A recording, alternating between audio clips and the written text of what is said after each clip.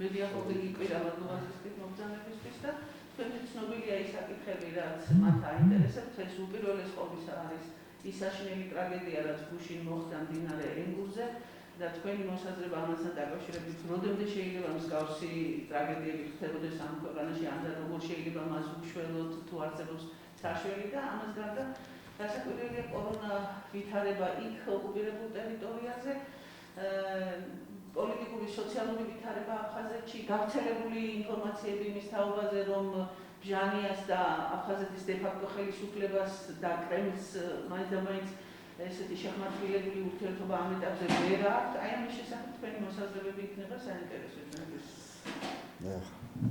მოგესალმებით, მადლობას მოგახსენებთ მოწვევისთვის, ამის შესაძლებლობისთვის. გუშინ მართლაც მთელი საქართველო შეძრა მომხდარმა ტრაგედიამ. 4 ადამიანია დაღუპული. ახლა გავრცელდა ხმები თქვენ იცით იმის შესახებ, რომ მეტი იყო თითქოს, მაგრამ ეს საბედნიეროდ არ დადასტურდა. რამდენადაც ჩვენ დავაზუსტეთ ეს ინფორმაცია, იქ 4 ადამიანი მოდიოდა დილის 4 საათზე მათ ჰქონდათ დაგეგმილი ენგურის გადალახვა, იქ სადღაც არის ფონი როგორც ჩანს, იყო უпростоრად და როგორც კი ეს ადამიანები შევიდნენ მდინარეში, აი მერე მოუსწრო იმ კაშხლიდან გამოშვებულმა წყალმა. თანაც ისინი იმ დროს უკვე ბნელოდა, ახლა დილის 4 საათი ჯერ კიდევ ბნელა და მოუსწრო აი ამ ადიდებულმა წყალმა მდინარემ და დაიღუპნენ ეს ადამიანები. მათი ვინაობა ცნობილია. ეს არის ცოლქმარი ელგუჯა გვალია და მაყვალა გამისონია. ესენი წარჩედან არიან. მათი ბიძაშვილის მეუღლეა რძალი, ფაქტობრივად ქალბატონი ცატავა, ახალგაზრდა ქალბატონი და ესეც წარჩედან არის და ბასლანძე ჭუბურხინჯიდან, თამას ბასლანძე. აი ეს 4 ადამიანი დაიღუპა გუშინ. აი რაც შეეხება იმ გავრცელებულ ინფორმაციას, რომ იქ 7 იყო თუ რამდენი იყო, ეს ციფრი გაჩნდა საიდან, რომ მათ უკან მოხვებოდა რაღაც 15-20 წუთის ინტერვალით კიდევ 7 ადამიანი. მაგრამ როცა ისინი მოვიდნენ, აქ უკვე ნახეს ადიდებული მდინარე და ისინი უკან გაბრუნდნენ და საბედნიეროდ გადარჩნენ. მაგრამ ეს 4 ადამიანი დაიღუპა. ეს არის უზარმაზარი ტრაგედია აქ. უბრალოდ ადამიანი უძლურია გამოხატოს ის დიდი ტკივილი, რომელსაც თითოეული ჩვენთაგანი განიცდის აი ამ მომხდარ უბედურებასთან დაკავშირებით. მაგრამ ეს არ არის უბრალოდ 4 ადამიანის დაღუპვა, ეს არის დიდი პრობლემა, რომელიც არსებობს საქართველოში უკვე ფაქტობრივად თითქმის 30 წლის განმავლობაში, 28 წლის განმავლობაში არსებობს ეს უბედურება და ეს ტრაგედია ტრიალებს ჩვენს თავს. ის რაც მოხდა თავიდან ბოლომდე თლიანად, ეს არის საოკუპაციო რეჟიმის მიერ ჩადენილი მორიგი დანაშაული. რუსული საოკუპაციო რეჟიმის მიერ ჩადენილი მორიგი დანაშაული. ახლა ენგურს გაღმა, იქ ატეხილია ხმაური, როგორც დე-ფაქტო ხელისუფლება, ასევე ეს რუსი ოკუპანტების წარმომადგენლები აცხადებენ, რომ თავარი დამნაშავე ამ შემთხვევაში არის ქართული მხარე, რომელსაც იქ დაწესებული აქვს каранტინი და აი ამის გამო ადამიანები მიდიან შემოვლითი გზებით და აი მერე ხდება უბედური შემთხვევები. მე მინდა ცალსახად განვაცხადო, რომ იმდენად გამკაცრებულია რეჟიმი იქით ამ მხარეს, რომ ადამიანები აქეთ გადმოსვლას ვერანაირად ვერ ახერხებენ. აი თებერვლიდან გახდა შესაძლებელი იქ პენსიონერები გადმოვიდნენ ავადმყოფი ადამიანები, თუ მათ შესაბამისი ცნობა ექნებათ და ძალიან ხშირად სხვათა შორის ეს ცნობა პატარა ფული არ ღირს, პატარა თანხა არ ღირს, ეს კორუფციის წყარო გახლავთ იქითა მხარისთვის. შემდეგ ჩვენი მოქალაქეები დანარჩენი ხომ ათეულ ათასობით ადამიანი, რომელიც იქ ცხოვრობს, ადრე, ეცეთ ყოველ დღე გადმოდიოდა სადღაც 1500-მდე ადამიანი და დღეს გადმოდის თითოეულა, იმდენად არის შეზღუდული გადაადგილება იქითა მხრიდან. შეიძლება შენ ყველანაირი საბუთი წესრიგში კონდეს, მაგრამ იქიდან შენ არ გამოგიშვებენ. მაგრამ თუ მოხდა რომ გამოგიშვეს, იქ ან ფული გადაიხადე, ან რაღაცა გზებით მოახერხე გადმოსვლა, აქ მართლა ხდება ეს 5-დღიანი каранტინი, რომელიც ძალიან დიდ დისკომფორტს უქმნის ჩვენს მოქალაქეებს. ამიტომ ეს პრობლემა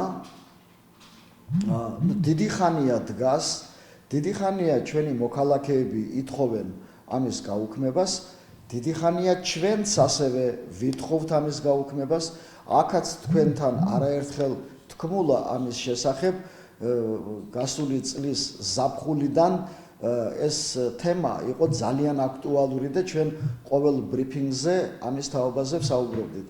და ბოლო პერიოდში ჩვენ არა მარტო ვსაუბრობთ ამის შესახებ, არამედ წერილობითაც მივმართეთ ყველა იმ ინსტანციას, სადაც ეს საკითხი წყდება. ჩვენ კომუნიკაციაც ჰქონდა გარკვეულ პიროვნებებთან, ვიზეც დიდად არის დამოკიდებული ამ პრობლემის მოგვარება და არსებობს, მე შემიძლია ხმამაღლა ვთქვა, რომ არსებობს მზაობა ჩვენი ხელისუფლების მხრიდან, რომ ეს 5-დღიანი каранტინი გაუქმდეს, მაგრამ არა ადამიანების ჯამრთელობის ფასად. სამწუხაროდ ქვეყანა არის მესამე ტალღის მოლოდინში, პანდემიის მესამე ტალღის მოლოდინში და თუ ეს მოლოდინი გამართლდა და თუ ამ მესამე ტალღამ ისეთივე ფორმა და მასშტაბი მიიღო, როგორიც იყო მეორე ტალღა, ბუნებრივია ეს ვერ მოხდება უბრალოდ, მაგრამ ჩვენ ძალიან დიდი იმედი გვაქვს, რომ მესამე ტალღა ან არ იქნება და თუ იქნა, ეს იქნება სულ სხვა მასშტაბის და ამ შემთხვევაში აუცილებლად უნდა მოიხსნას ეს 5-დღიანი каранტინი. ადგილზე სავსებით შესაძლებელია სწრაფი ტესტირება გაკეთდეს და ადამიანი თუ მას არ დაუდასტურდა ეს ვირუსი, ადამიანი რომელიც მოდის ნახევარი დღით, აი როგორც ეს 4 ადამიანი მოდიოდა, იქ რაღაცა უნდა ეყიდათ და იმავე დღეს უკან უნდა გაბრუნებული იყვნენ და აი ამიტომაც მოხდა ეს ამბავი. და რომ არ ვაიძულოთ ადამიანები, რომ ასე შემოვლითი გზებით იარონ და კიდევ მორიგი ტრაგედიის მოწმენი რომ არ გავხდეთ, საჭიროა აქედან მაინც თუ იქით არ მიდიან დათმობაზე, აქედან მაინც უნდა წავიდეთ დათმობაზე და ეს 5-დღიანი каранტინი უნდა მოიხსნას და ის უნდა შეიცვალოს აი ამ სწრაფი ტესტირებით. იცით ეს შეიძლება გარკვეულ დანახარჯებთან არის დაკავშირებული, მაგრამ ის 5-დღიანი каранტინი ალბათ არანაკლები ძვირი ჯდება რა, არანაკლებ ძვირი ჯდება, ამიტომ ჯერ კიდევ საკითხავია ეს ახალ ზედმეტ დანახარჯებთან იქნება დაკავშირებული თუ არა. ასე რომ ყველა თვალსაზრისით გამართლებულია აი ამ каранტინის მოხსნა. დღეს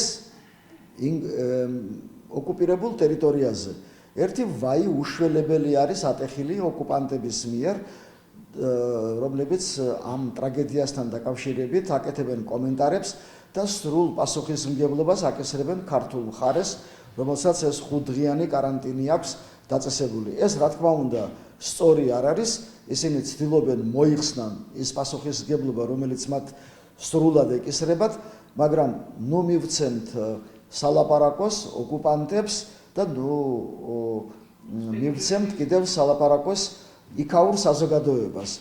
იქაური საზოგადოების, ჩვენი მოქალაქეების დიდ ნაწილს ჯერა რომ არა ის 5 დღიანი каранტინი ეს უბედურება და კიდევ სხვა რაც ადრე მოხდა, შარშან კიდევ 2 ადამიანი დაიღუპა, ჩვენ კარგად გვახსოვს, ეს არ მოხდებოდა. ერთი სიტყვით ჩვენ ვართ იმის მოლოდინში, რომ ეს каранტინი გაუქმდება,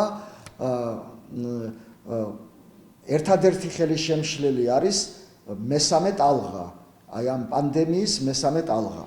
ახლა რაც შეეხება პანდემიას და ამ კორონავირუსულ ბატონო, დიდი ბოდიში სოციალურ ქსელში გავრცელდა თქვენი ვიდეო ჩანაწერი საქართველოს პარლამენტში სტუმრად მგზავრდებოდით და თქვენ კატეგორიულად ალბათ ცოტა ისეთი ნათქვამია, მაგრამ ითხოვდით საქართველოს პარლამენტის დროებითი საპარლამენტო კომისიის ტერიტორიული მთლიანობის აღდგენის შესახებ კომისიის სპეციალური სხდომა მოწვეული იყო ზუსტად აი ამ каранტინთან დაკავშირებით.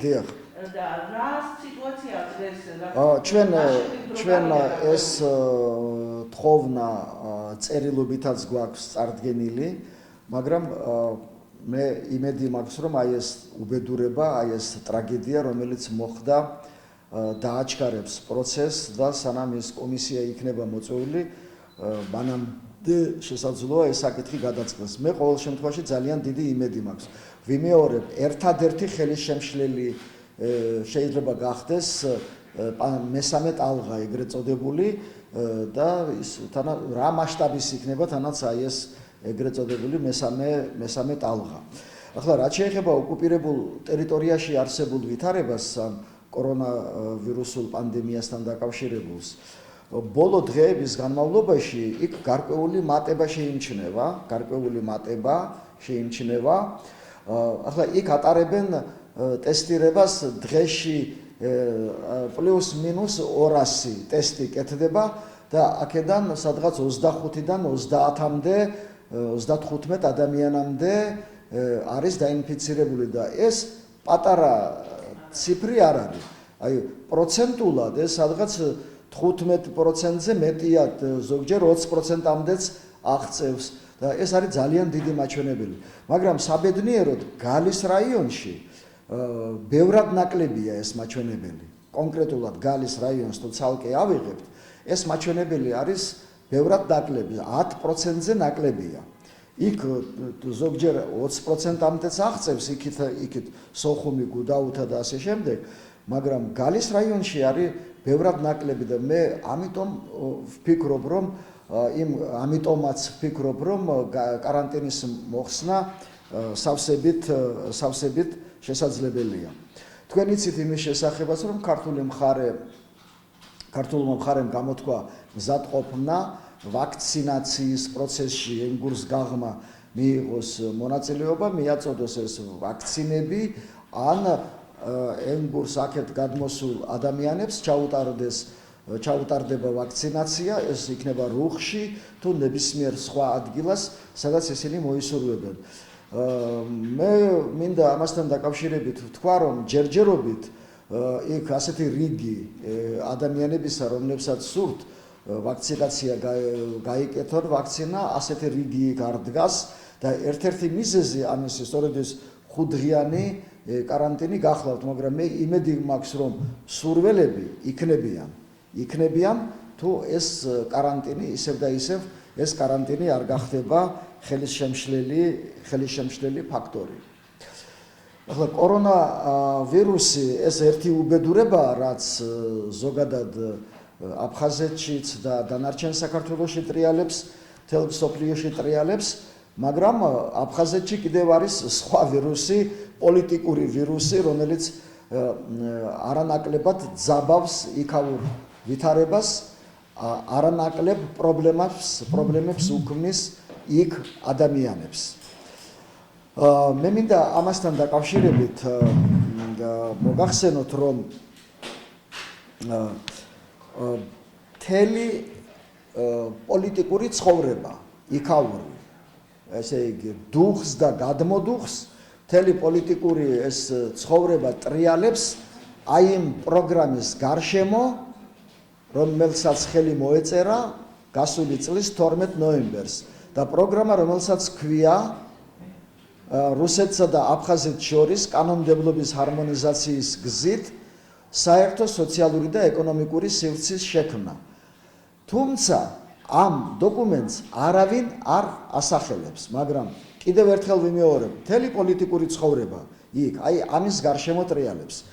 სულ ახლახან გამოქვეყნდა, არის ასეთი ჟურნალისტი, შესაძლოა თქვენ გაგიგიათ ამ რუსი ჟურნალისტის შესახებ, პეგოვი, სამხედრო ჟურნალისტი, რომელიც არის ძალიან უკმაყოფილო აფხაზეთში არსებული ვითარებით, კონკრეტულად ახრაბ ჟანიას დაპატიმრებით არის ძალიან უკმაყოფილო და ამ ადამიანმა გამოაქვეყნა ნაწყვეტი დოკუმენტიდან, რომელიც თითქოს ბატონმა ჟანიამ გაუგზავნა კრემლს, იქ ეს დოკუმენტი შეიცავს მთელ რიგ დაპირებებს და აი ამ დოკუმენტის რაღაცა ნაწყვეტი გამოაქვეყნა, საიდანაც ჩანს, რომ ჟანია პირდება კრემლს, ესე იგი უძრავი ქონების პრობლემის მოგვარებას და მთელი რიგი პრობლემების მოგვარებას, რაც ისედაც არის ჩადებული აი ამ პროგრამაში.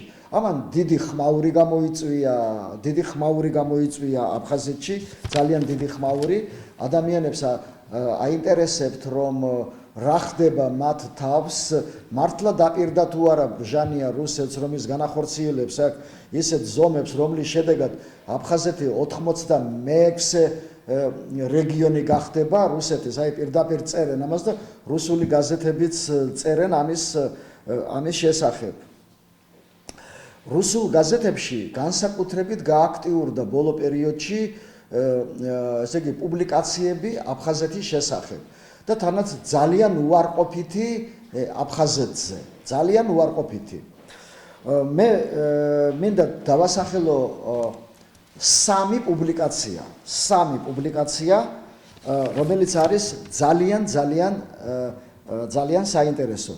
ერთ-ერთ წერილს ქვია რუსულად страна заброшка, ანუ მიგდებული თუ მივარდნილი ქვეყანა, დაახლოებით აი ასეთი სათაურით, საკმაოდ ვრცელი წერილი გახლავთ, ეს ნოვაია გაზეტაში არის გამოქვეყნებული და აი ამ 30 დაჩვენებია, რომ 30 წლის განმავლობაში აფხაზეთში არათუ არ აშენებულა არაფერი, პირიქით დაინგრა და ეს ნანგრევები არის იქ ნაჩვენები და დასკვნა, რომელიც კეთდება აქედან არის ის, რომ აფხაზებს არაფრის თავი არ აქვს, არაფრის აშენება მაგათ არ შეუძლიათ და ეს საკითხები, ამ საკითხებს თუ ვინმე მოაგვარებს, ეს ისევ და ისევ არის რუსეთი. აქ არის ჟურნალისტი თხოვს კომენტარებს ქალბატონ ტატიანა პოლოსკოვას. ეს ტატიანა პოლოსკოვა საკმაოდ ისეთი ცნობილი პიროვნება გახლავთ რუსეთის სახელისუფლებო დერეფნებში ძალიან მიღებული ქალბატონი, რომელიც ფილოსოფიის დოქტორია, იურიდიულ მეცნიერებათა დოქტორია და თუ სადმე რუსეთი თავისი ჯარებით გამოჩენილა, ყველგან ჩანს ეს ქალბატონი, სირიიდან დაწყებული, ლათინური ამერიკით დამთავრებული. არაერთხელ არის აფხაზეთში ნამყოფი და ეს აფხაზეთის სიტუაცია მან იცის ზეპირად. და ძალიან საინტერესოა რა კომენტარებს აკეთებს ეს ქალბატონი, აი სად არის გამოსავალი ამ შექმნილი სიტუაციიდან და ეს ქალბატონი ამბობს, რომ რამდენიმე გამოსავალს ასახელებს, აი რა შეიძლება რუსეთმა მოიმოქმედოს შექმნილ ვითარებაში. პირველი ამ ქალბატონის აზრით ეს არის, რომ რუსეთი ნიშნავს აფხაზეთში ეგრეთ წოდებულ გარეშე მმართველს. ესე იგი რუსეთი დანიშნავს მმართველს აფხაზეთში, რომელიც განახორციელებს იქ რუსულ პოლიტიკას. რომ აი რუსული ფული მოდის და სად მიდის ეს რუსული ფული, ეს ქვეყანა რჩება ნანგრევებად, როგორც იყო, ისე ნანგრევებშია დღემდე.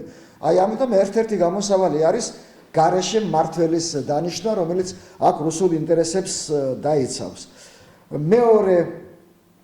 მეორე თუ რუსეთი, თუ აფხაზეთი არ განახორციელებს აი ამ პროგრამას, არ განახორციელებს იმ დაპირებას, რომელიც მან მისცა რუსეთს, სანამ პრეზიდენტი გახდებოდა და პრეზიდენტად არჩევის შემდეგაც, მაშინ რუსეთმა მას უნდა შეუწყვიტოს დაფინანსება.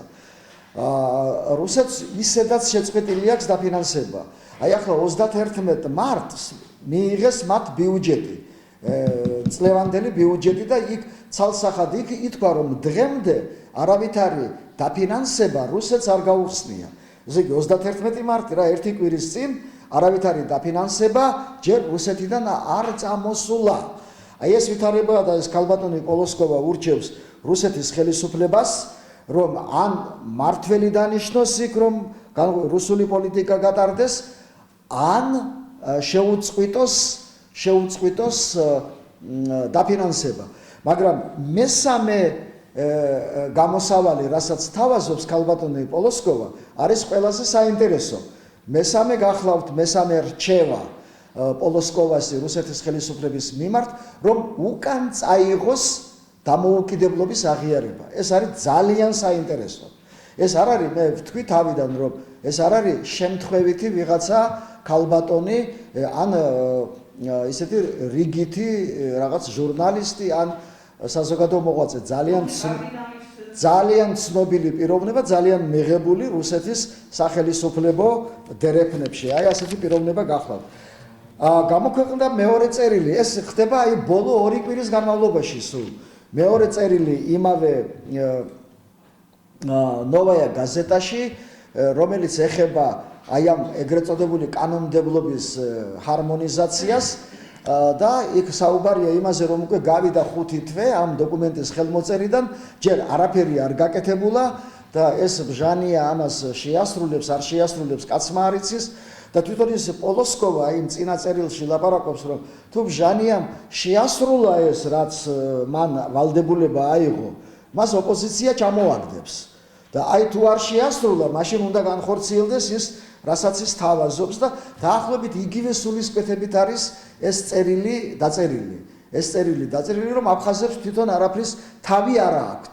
და სტრიქონებს შორის აქ წერია ის, რომ რუსეთმა უნდა მოუაროს ამ ტერიტორიას.